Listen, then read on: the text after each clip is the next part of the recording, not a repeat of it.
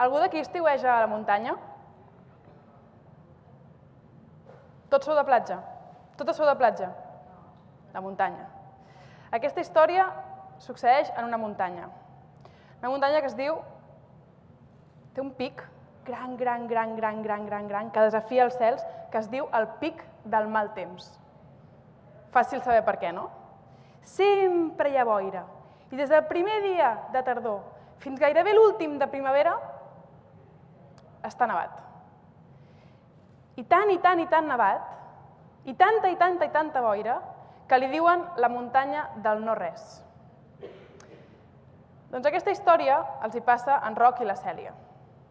Roc i la Cèlia, que eren de ciutat, una ciutat com podria ser Barcelona, sempre anaven a estiuejar a un poblet que estava als peus de la muntanya.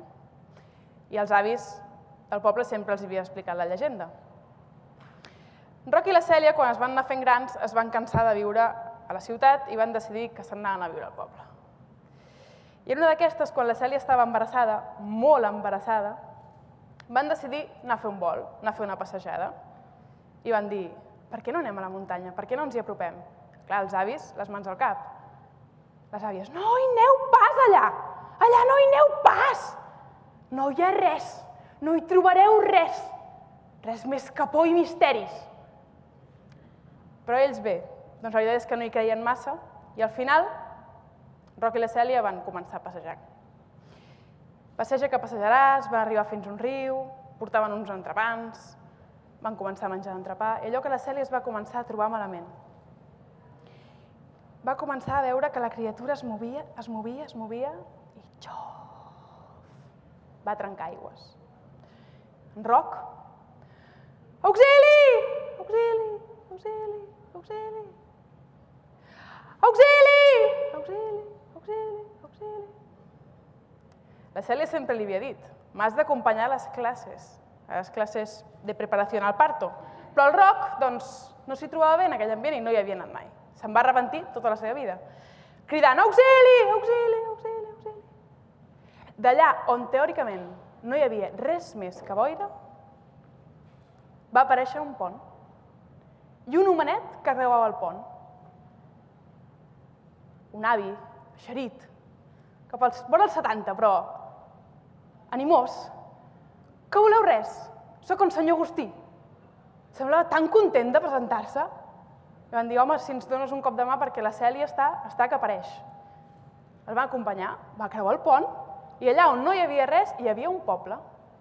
Va resultar haver-hi un poble. I una dona, la senyora Lola, va ajudar a parir la Cèlia. I allò, un parell de dies, quan la Cèlia estava recuperadeta i tenien la petita Magalí entre els braços, doncs van dir que tornarien al poble de la muntanya d'on ells venien i que explicarien el que passava, que no podia ser, que en aquella muntanya on sempre havien dit que no hi vivia ningú, hi havia un poble. I aquell poble existia. I el senyor Agustí els hi va explicar. Jo, durant molts i molts temps, tota la meva vida, he baixat vegades a la capital, vegades. No em veuen, com si fos invisible. No em veuen. Si vosaltres ens poguéssiu fer el favor d'explicar la història, que sí que existim, que estem aquí dalt, sempre hem existit. Això que en Roc i la Cèlia, decidits, van baixar tots dos cap a baix, cap al poble, i allò que volaven afanosos de voler explicar-ho. Però què va passar? Què va passar? A ells sí, però la que no veien era la petita Magalí. De fet, la gent ni se'n recordava que la Cèlia havia estat embarassada. Unes coses tan rares. Van passar els anys i quan la Magalí tenia 3 anys i estava cansada de jugar sola i de no poder anar a l'escola, perquè ningú la veia, va decidir que aquell dia anava a la plaça major del poble i es posava a jugar. A jugar i a emprenyar com la que més. I juga que jugaràs, juga que jugaràs, juga que jugaràs, una empenta per aquí, un sacseig per allà.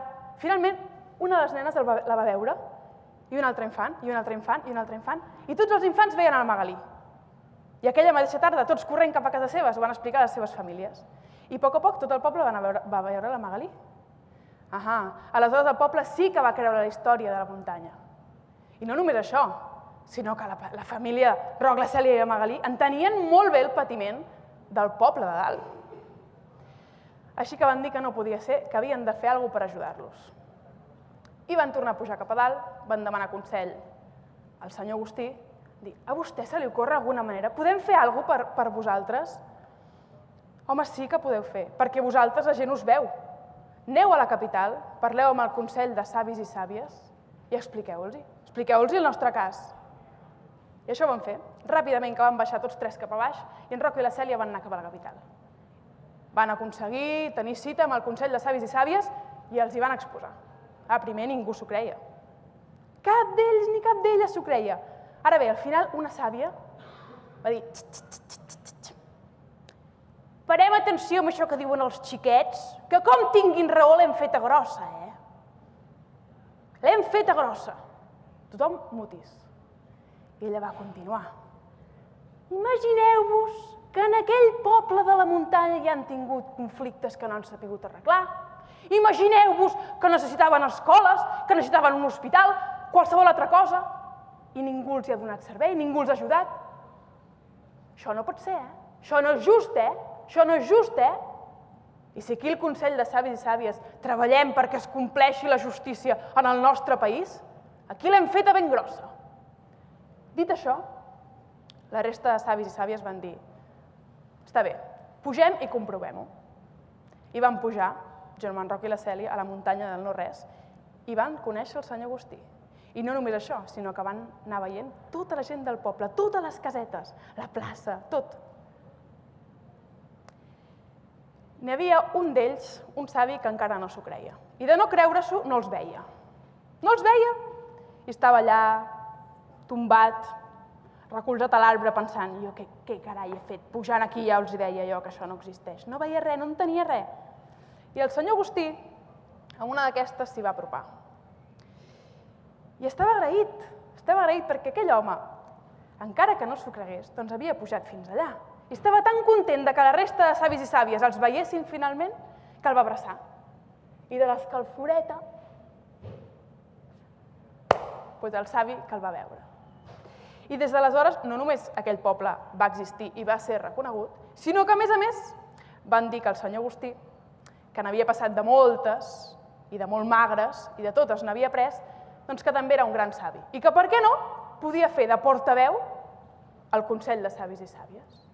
I així va ser com des d'aleshores que a la muntanya del no-res, no és que hi hagi habitants, sempre hi ha hagut, però és que ara són reconeguts i a més representats.